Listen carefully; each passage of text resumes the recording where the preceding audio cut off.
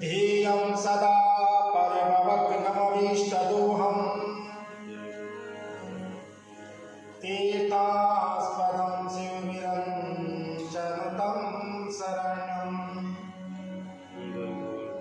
प्रीत्यार्तिहं प्रणतपालभवाधिकोतम्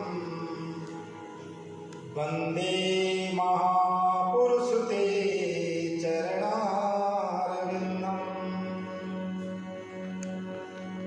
कांति सितामृदृन्दति सार्देन्दु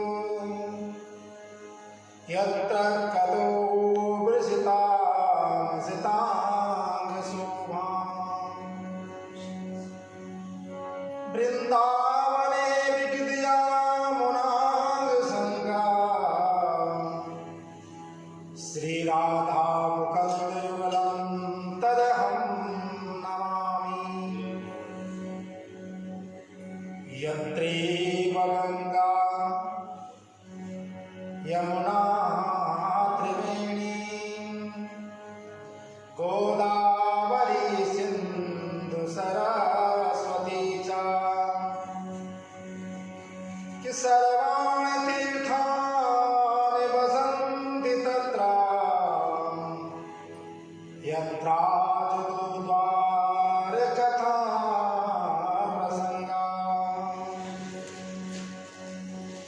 यं प्रवदन्तमवेदमवेदकीर्त्यं द्वैपायनं विरहकातरगाजुषा पुत्रे तन्मयतया रघो विनीतो सर्वभूतहृदयं मुनिमानतोऽस्मि। हे कृष्ण करुणा सिंधो दीनबंधो जगत्पते गोपीश गोपिकांता राधाकांत नमोस्तुते कप्तकाजल गौरांगी राधा वृंदावनेश्वरी वृषभानुते देवी प्रणमामि हरे नारायण नमस्कृत्यं नरं चैव नरोत्तमं देवीं सरस्वतीं व्यासं ततो जयमुदीरये। जय जय राधारमण हरि जय जय नवल किशोर जय गोपी जित चोर प्रभु जय जय माखन चोर। राधा मेरी माँ है पिता मेरे घनश्याम इन दोनों के चरणों में हम सबका कोटि कोटि प्रणाम। माँ राधे कोटि कोटि प्रणाम। बोले भक्तवत्सल भगवान की जय नारायण भगवान की जय सांवरी सरकार की जय शिव वाटिका धाम की जय तुलसी महारानी की जय कार्तिक पावन पवित्र मास की जय जय जय श्री राधे जय जय श्री राधे जय जय श्री राधे श्याम। परम मंगलमय भगवान अखंड ब्रह्मांड के नायक प्रपिता परमात्मा भगवान नारायण प्रभु के चरणों में कोटि कोटि प्रणाम। साथ ही देव प्रांगण में प्रतिष्ठित विराजमान समस्त देवी देवताओं के चरणों में कोटि कोटि नमन। देवालय में पधारे सभी भक्त वृंद माताओं बहनों हरि वैष्णव जनों विप्रवृंद आप सभी को जय श्री राधे और जय श्री श्याम।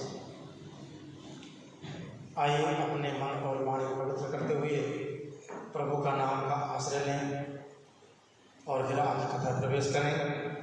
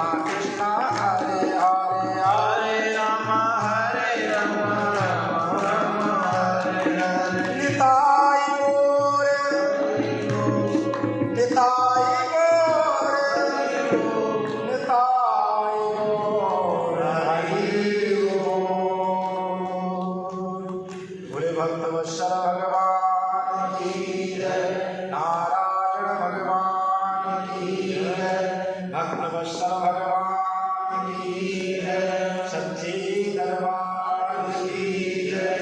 जय जय श्री राधेश्याम, जय जय श्री राधेश्याम, जय जय श्री राधेश्याम।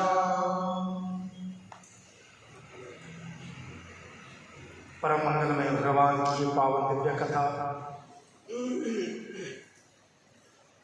जो परम मंगलमय है, आनंदमय है, कल्याणमय है, आरोग्यमय है,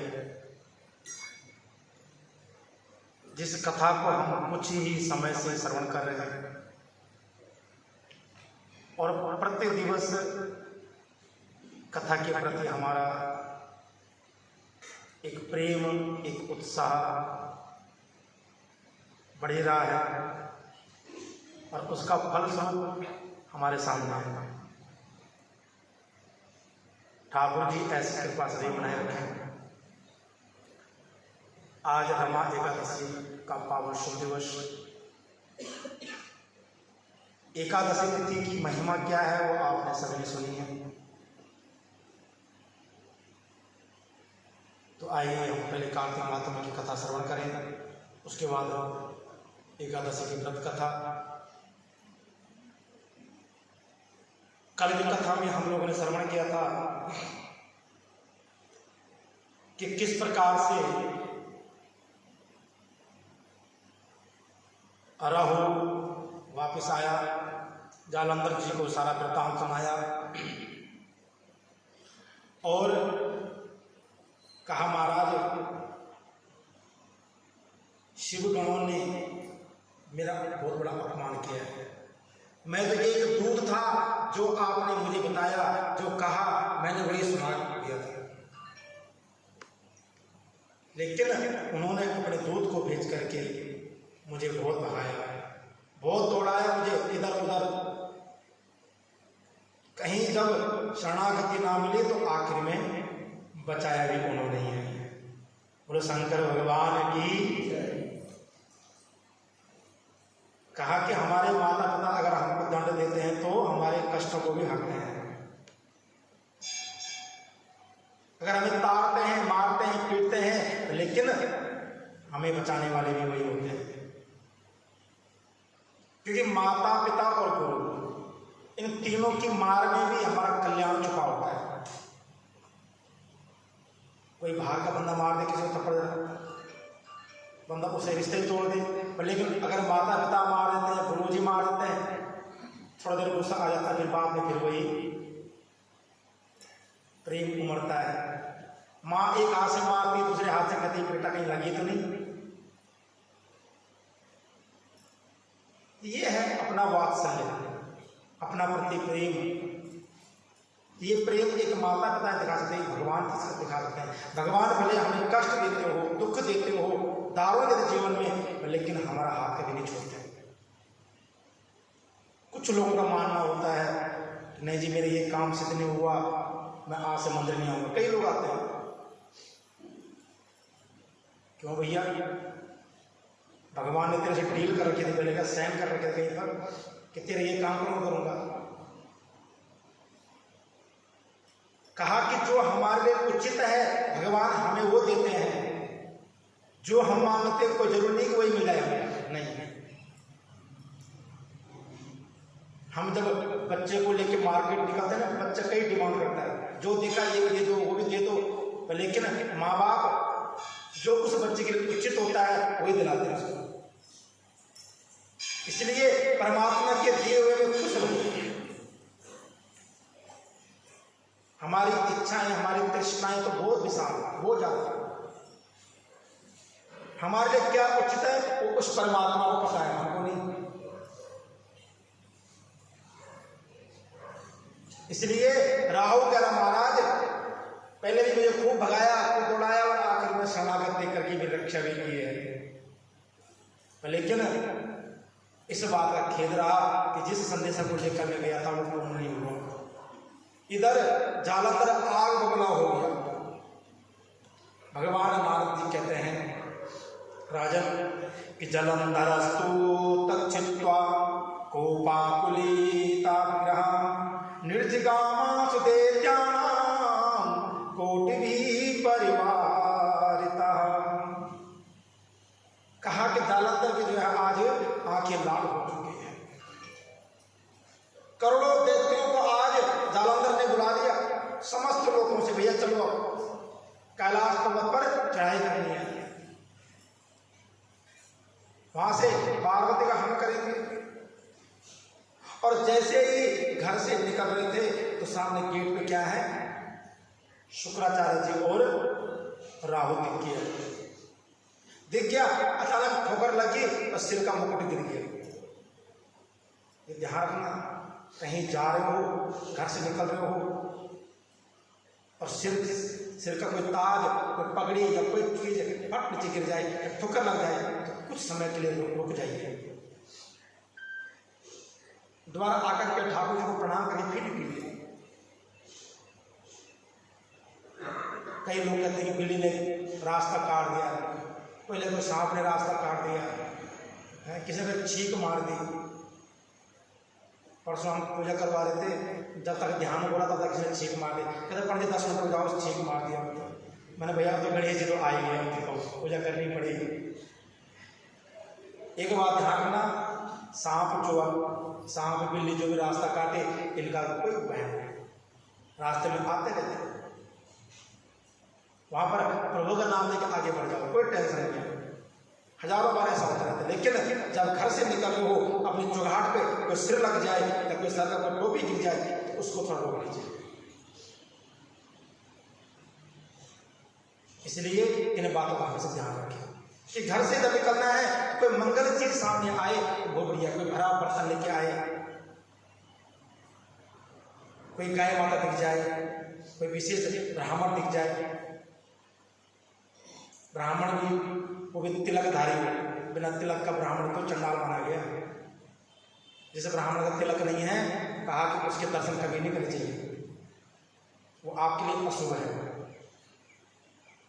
तो कहा कि आज मुकुट गिर गया, ठोकर लग गई, लेकिन जालंधर क्रोध से भरा हुआ है, निकल पड़ा आज घर से। और इधर देवता लोगों ने क्या देखा कि न जानासी कथम स्वामी देवामतिमा प्रभु तदस्मत्र क्षणार्थाय जय सागर नंदन। देवता लोग कह रहे हैं प्रभु आज तो बहुत ही अनर्थ होने वाला। जालंधर जो है अपने समस्त दैत्य सेना के साथ कैलाश की ओर आ रहा है। क्या किया जाए, चल पड़े हैं भगवान शिव के चरणों में। आज भगवान शिव के चरणों में प्रार्थना की है कि इति देवचा श्रुत्वा प्रस्यावृषभध्वजा महाविष्णु समाहूत वचनम चेदमब्रवीत्। काहे भोलेनाथ हमारी रक्षा कीजिए, आप तीनों के दयाल हो, करुणामयी सरकार हो, देवों के देव महादेव हो प्रभु। आज हम आपके शरण में आए हैं, आपके सिवाय अब कोई हमारी रक्षा करने वाला नहीं। जब जब देवताओं पे मानवों पे संकट आया, भगवान विष्णु ने अवतार लिया। आज तो साक्षात भगवान विष्णु ही घर जमाई बन के बैठे हुए हैं, आपको रक्षा करेंगे। कहा कि अब तो एक ब्रह्मो सिद्धियो नास्ति, अब एक ब्रह्म स्वरूप आप ही हैं और कोई नहीं संसार, अब और किसी का आश्रय नहीं है, अब आप ही हमारी रक्षा कर सकते हैं। और आज सभी ने प्रेम के साथ भगवान की स्तुति गाई है। कैलाश के निवासी नमो बार बार। आइए जरा दो पंक्ति हम प्रभु से गुनगुनाएं। कैलाश के निवासी नमो बार बार, नमो बार बार। आयो शरण तिहारी बोले तार तार तू, आयो शरण तिहारी बोले तार तार तू। कैलाश के निवासी नमो बार बार, नमो बार बार। आयो शरण तिहारी बोले तार तार तू, आयो शरण तिहारी बोले तार तार तू, आयो शरण तिहारी बोले तार तार तू, आयो शरण तिहारी बोले तार तार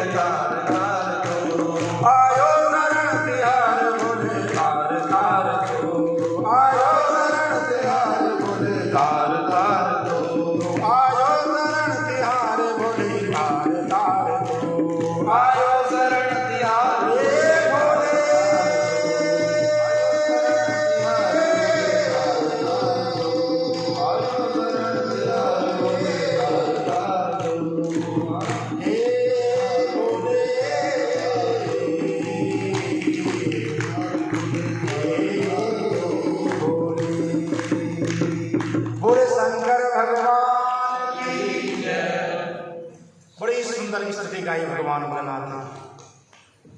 क्या क्या नहीं दिया हमें, क्या बखान, संसार में क्या नहीं दिया भगवान ने। खुद जहर पी लिया, संसार को जीवन दान दे दिया। अगर भगवान भोलेनाथ हलाहल ना लेते तो आज इस संसार में कुछ और ही दशा होता। कई गिने चुने हुए प्राणी होते हैं, पर लेकिन भगवान इस संसार का समस्त कष्ट अपने ऊपर ले लिया। हलाहल ऐसा पिया कि नीचे में नहीं उतारा। भगवान राम जी हृदय बसते इसलिए कंठ में धारण कर लिया और नीलकंठ नाम पड़ गया। इसलिए संतों ने, भक्तों ने महिमा गाई है। बखान क्या करूं मैं राखों के ढेर का, रात राखों बैठने वाले, चिता भस्म लगाने वाले, लेकिन चुटकी भर विभूति मिल जाए प्रभु की चरणों की, उसमें कुबेर खजाना निकल आता है। भगवान ने कहा कि चरण धूली हमारे लक्ष्मी समान है, हमारे भाग्य खोल देती है। आज देवता लोग समस्त देवताओं के साथ प्रभु के चरणों में गए हैं, प्रभु से प्रार्थना की। भगवान कहते हैं कि जलंधरा कथम विष्णु नहता संघरे त्वया सद्गृहं चाप्यतोषि त्वत्वा वैकुंठमात्मनः। भगवान कहते हैं नारद जी कहाँ गए? कहा प्रभु वो तो घर जवाई बैठ के अपनी सेवा करवा रहे। नारायण जी का ध्यान किया। नारायण जी कहते प्रभु क्या बात, अरे आपको तो युद्ध के लिए भेजा था, जालंधर को मारने के लिए भेजा था, और आप घर जवाई बैठ के खूब सेवा करवाए हैं। ससुर गृह स्वर्ग तुल्यम, कहा कि ससुर का घर स्वर्ग के समान होता है। होता कि नहीं होता है? जब जवाई घर जाता है ससुर लोग, परिवार, सालियाँ, साले सब बढ़िया सेवा करते हैं कि जवाई खुश रहेगा तो हमारी बेटी भी वहाँ खुश रहेगी। तो कहा कि ससुर का घर जवाई के लिए स्वर्ग के समान बताया गया है। ज़्यादा देर नहीं, तो 2-3 दिन ठीक है। ज़्यादा देर रहोगे तो फिर जवाई आज जरा तेल भरवा दो गाड़ी में, जवाई जी कल गाड़ी सर्विस करवा दो जरा, होता ही नहीं होता है। तो स्वर्गीय समान भी मेहमानदारी 2 दिन अच्छी लगती है। अब जवाई 10 दिन अपने घर में और 20 दिन ससुराल पड़ा हुआ, तब तो भैया वो सम्मान वो इज्जत नहीं मिलती है। अतिथि का सम्मान 1-2 दिन अच्छा लगता है, बढ़िया पकवान मिलते खाने को। हमारे भाई लोग बैठे हमारे पीछे बैठे हैं, पूछो जरा कितने लोग खूब आदि खा रही होती है, देख दे जैसे बूढ़े होते हो, फिर कोई नहीं पूछता है ना। बोलो बाकी बिहारी लाल की। तो आज भगवान नारायण कहते प्रभु वो आपका शब्द है कि जलंधरा कथम विष्णु नहता संगरे त्वया तदग्र्य चाप्यतोषि त्वत्वा वैकुंठमात्मा कि त्वा संभवश्च भ्रात्वा त्वादयासया न मया नियता संख्ये त्वमेवा जय दानवः। महाराज मेरा तो वो सा लगता है, मेरी पत्नी का भाई है, मैं कैसे मार सकता हूँ उसको? दूसरी बात ब्रह्मा जी ने तो वरदान दिया है, वो आपका वंश है, इसलिए उसको तो आप ही मार सकते हो। भगवान शिव कहते हैं ठीक है, अगर मैं नहीं मारना है तो आज समस्त देवता एकजुट हो जाएंगे और अपना अपना तेज पुंज एकत्रित कर लीजिए। जब बेटा जवान हो जाए, शक्तिशाली हो जाए, तब बाप की नहीं लगती, फिर लगती क्या? लगती कि नहीं लगती? कहाँ सुनते? बेटा सुनता है क्या? तब तो बाप को सुनना पड़ता, ठीक है बेटा तुम्हें जैसा कहते बढ़िया। तो भगवान शिव कह रहे भैया अब मेरे हाथ में नहीं उसको मारना, मेरी बस की नहीं अकेले। फिर कहा कि समस्त देवता लोग अपना अपना पूज दीजिए कि नयाय में निर्मातेजा शस्त्रा सेवते मया देवे साहबते जोशम शस्त्रार्थे दियता। कहा कि ऐसा शस्त्र तैयार करेंगे उसमें सभी लोग अपना अपना पूज डालें। और भगवान शिव को सभी ने अपना अपना अंश दिया, अपना अपना तेज दिया, अपने अपने तपस्या का फल दिया, और उससे एक दिव्य शस्त्र की उत्पत्ति की है, उसका नाम है सुदर्शन चक्र। बोलो शंकर भगवान की। भगवान शिव ने रचना की है सुदर्शन चक्र की, जो बाद में जो है भगवान नारायण को मिलता है जालंधर के वध के बाद। और इधर जैसे देखा इधर से हल्ला शुरू हो गया, राक्षसों ने हमला बोल दिया कैलाश पर्वत पर। सभी देवता जहां जहां से आए थे वे छुप गए। जो पहले से घायल थे बेचारे, परेशान थे, छुप गए। इधर भगवान शिव के जो गण थे, गणेश, कार्तिक, नंदी, वीरभद्र, कीर्तमुख, कुबेर, सभी शिवगण जो है आज युद्ध भूमि में छलांग लगाई और युद्ध आरंभ हो गया। कहा कि जैसे श्रावण के महीने में मेघ बरसते हैं और आकाश में काले बादल छाते हैं, ऐसे आज बाणों से अनेक शस्त्रों के साथ पूरा आसमान छा गया। भयानक युद्ध प्रारंभ हो गया। जब एक एक करके जो है राक्षस लोग मरने लगे, इधर शुक्राचार्य जी ने जो है अपने संजीवनी विद्या से राक्षसों को जीवित किया।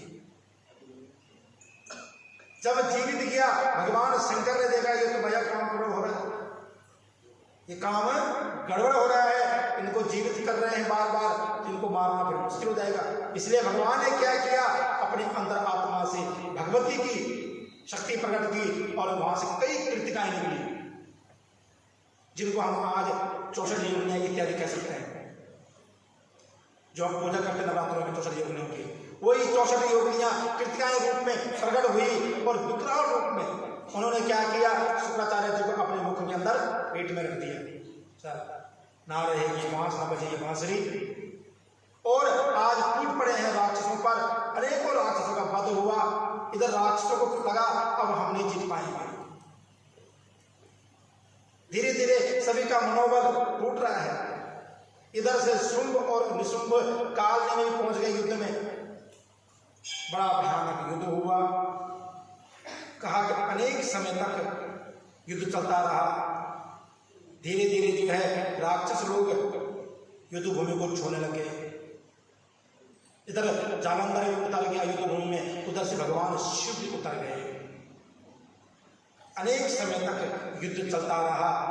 ये युद्ध कल तक चलेगा, तब तक हम आगे एकादशी कथा सुनाते हैं आपको। बोलो बांके बिहारी लाल की। अभी समय भी हो रहा, आज एकादशी कथा भी सुनानी पड़ेगी, नहीं तो हमारे माता लोगों की फिर निगाहें। ओम नमो भगवते वासुदेवाय, ओम नमो भगवते वासुदेवाय, ओम नमो भगवते वासुदेवाय, ओम नमो भगवते वासुदेवाय, वासुदेवाय हरि कृष्ण देवाय, वासुदेवाय हरि कृष्ण देवाय, ओम नमो भगवते वासुदेवाय, ओम नमो भगवते वासुदेवाय, ओम नमो भगवते वासुदेवाय, ओम नमो भगवते वासुदेवाय। वासुदेव कृष्ण भगवान की जय। कृष्णाय वासुदेवाय हरये परमात्मने प्रणता क्लेशनाशाय गोविंदाय नमो नमः। आज व्रत किस किसने रखा है? मेरा हाथ खड़ा करना है। बहुत सुंदर। ऐसे मत करना है, व्रत रखा तभी करना हाथ खड़ा करना। कोई बात नहीं, कोई जबरदस्ती नहीं है, स्व इच्छा है ना। कर्म हमारे अपने खुद के लिए होते हैं, हमने किसी के लिए नहीं करना। आज रमा एकादशी, जैसे कि मैंने कल नियम बताए थे आपको कि दशमी को एक टाइम भोजन होता है। एकादशी को पूरा फलाहार। जिन माताओं बहनों के जैसे बीपी की प्रॉब्लम है या शुगर की प्रॉब्लम है, वो एक टाइम नमक ले सकते हैं, वो भी व्रत वाला नमक, जिसको हम सिंधा नमक कहते हैं। अगर बहुत आवश्यक है तो सायंकाल में भगवान की आरती करें, हो सके तो जागरण कर सकते हैं, नहीं तो अर्धरात्रि जागरण जरूर करें। और उसके बाद कल व्रत में खोलना है, और कल भी भोजन एक टाइम होता है। उसी एकादशी का नियम ये है, दशमी को एक टाइम, एकादशी को पूरा फलाहार और द्वादशी को एक टाइम भोजन की विधि है।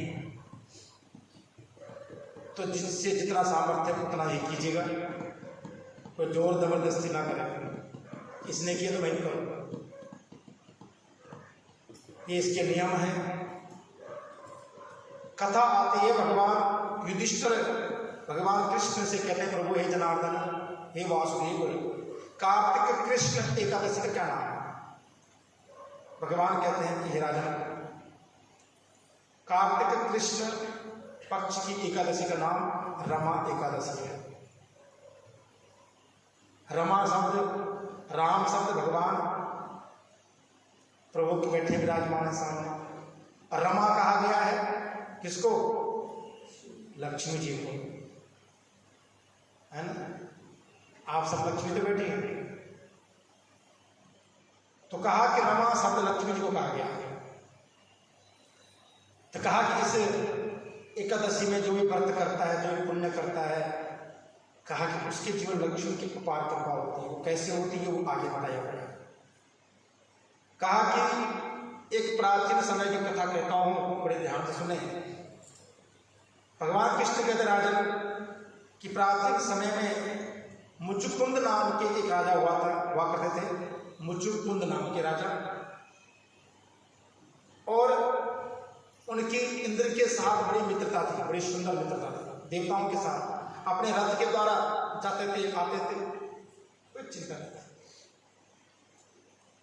और यम, वरुण, कुबेर, ये सब, विभीषण इत्यादि सब इनके मित्र थे। कहा कि वह भगवान विष्णु जी के परम भक्त थे, भगवान नारायण के परम भक्त थे मुचकुंद जी। कहा कि उनके घर में एक सुंदर कन्या की उत्पत्ति हुई, जिसका नाम था चंद्रभागा। क्या नाम था? मैं कल पूछूंगा, होमवर्क करके आना भैया। मुचकुंद महाराज की बेटी हुई चंद्रभागा, और चंद्रभागा आगे बड़े होकर के जो है चंद्रसेन के एक पुत्र थे, चंद्रसेन राजा था, उसके पुत्र थे शोभन। शोभन से उसका विवाह करवाया गया, और जब विवाह करवाया गया तो धीरे धीरे समय बीतते गया। एक समय ऐसा आया कि जब शोभन अपने ससुराल में आया हुआ था। कार्तिक का महीना था, यही कृष्ण पक्ष की एकादशी तिथि थी। अब मुचुकुंद महाराज का नियम क्या था कि एकादशी के दिन समस्त नगरवासी, समस्त जीव जंतु व्रत रखेंगे। तो राजा का हुक्म भैया। अब मोदी जी ने ताली बजाई, किस समय ताली बजाई? थाली बजवाई है, दीपदान किए, मैंने राजा का जो आदेश पर करना पड़ेगा हमें। तो मुचुकुंद महाराज का आदेश था कि एकादशी के दिन पूरे नगर में, पूरे राज्य में कोई अन्न नहीं लेगा, क्योंकि एकादशी के दिन अन्न देना और लेना दोनों दोस्त आएगा। अब शोभन जी महाराज फंस गया। कहा 56 पकवान खाने की इच्छा थी ससुराल में, अब तो व्रत रखना पड़ेगा। चिंता हुई, देवी जी से बात की, भैया क्या व्यवस्था बनेगी?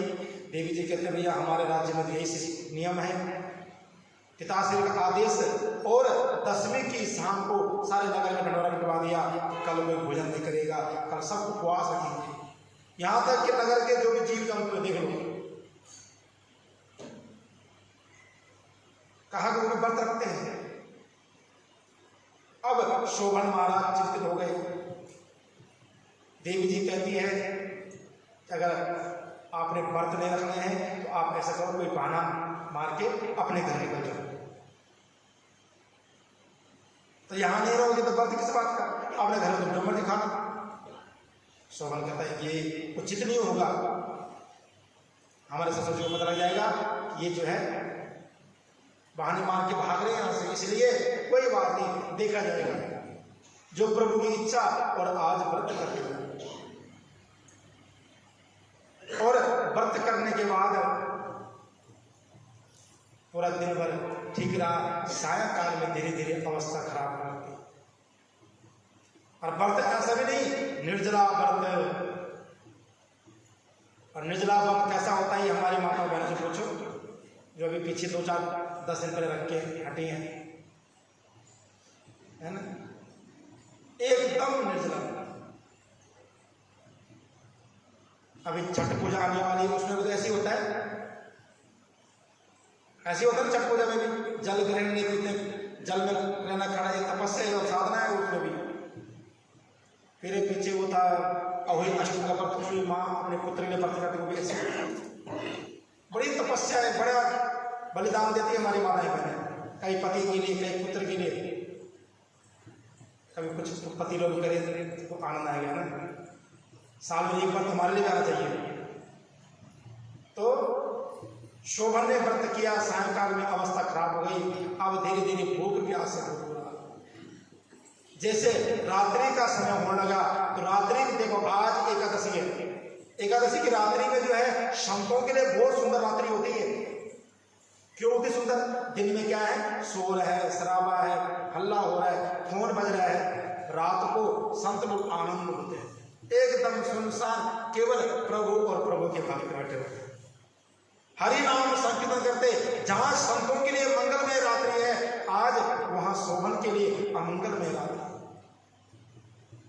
कहा कि घर के बाहर ऐसे खंबे पे बैठा हुआ है, पेट लगा करके धीरे संकीर्तन सुन रहा है। और संकीर्तन सुनते सुनते जैसे प्रातःकाल हुई, शोभन ने शरीर छोड़ दिया।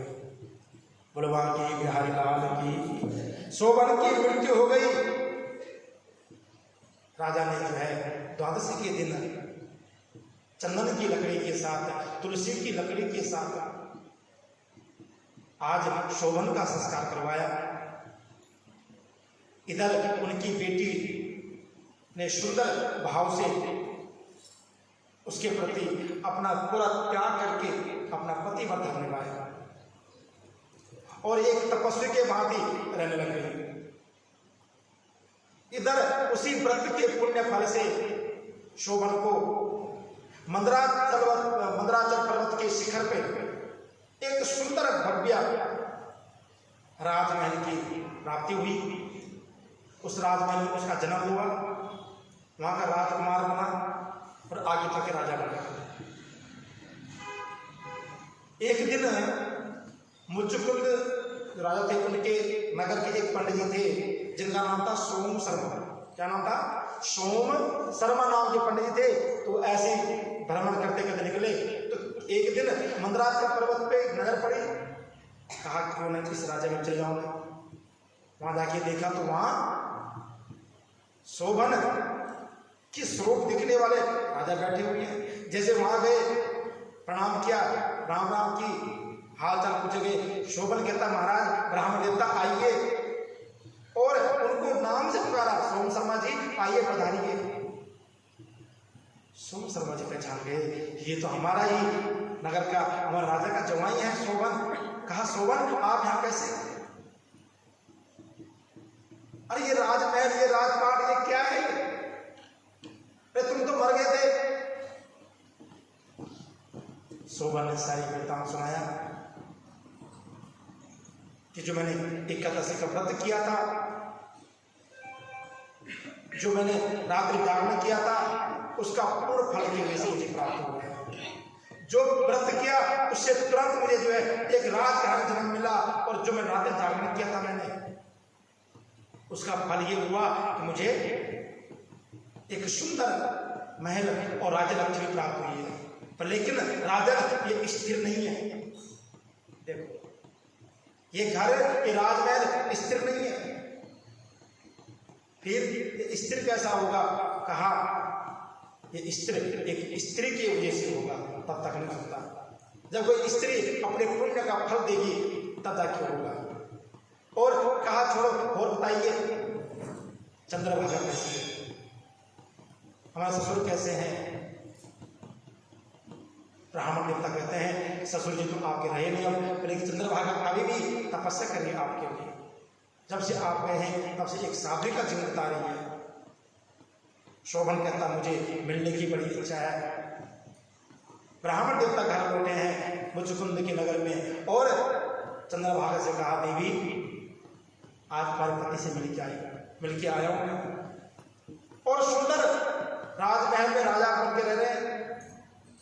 चंद्रभागा को विश्वास नहीं हुआ। महाराज आप सपना बता रहे हो या हकीकत बता रहे हो? कहा हकीकत बता रहा हूं, सपना नहीं है। मैं देख के आया, मिल के आया हूं, उनसे बातें करके आया हूं, महल में बैठ के आया हूं कुछ देर। आज चंद्रभागा की आंखों में खुशी के आंसू। ब्राह्मण देवता क्या आप मुझे ले चलोगे, मुझे मिलाओगे उनसे? ब्राह्मण देवता अपने साथ ले गए, और आज मंदराचल के पर्वत के शिखर में वहां पर एक सुंदर कुटिया थी। उस कुटिया के सामने एक सुंदर सरोवर था और उस सरोवर में उनको स्नान करवाया चंद्रभागा को। और आज शोभन ने एक जल का सिंचन करके चंद्रभागा को जो है बूढ़े से युवा बना दी, जवान बना दी, सुंदर राजकुमारी बना दी और अपने बाम में, अपने बाएं अंग में बिठा दिया। आज एक दूसरे को देख करके मंद मंद मुस्कुराहट भर रहे हैं। कहा देवी जी, ये तुम्हारे कर्म का फल है जो मैं आज यहाँ हूं, लेकिन ये सब कुछ मिला है लेकिन ये स्थिर नहीं है, ये अस्थिर है। ये स्थिर तब होगा जब तुम अपने पुण्य कर्म इसमें प्रदान करोगे।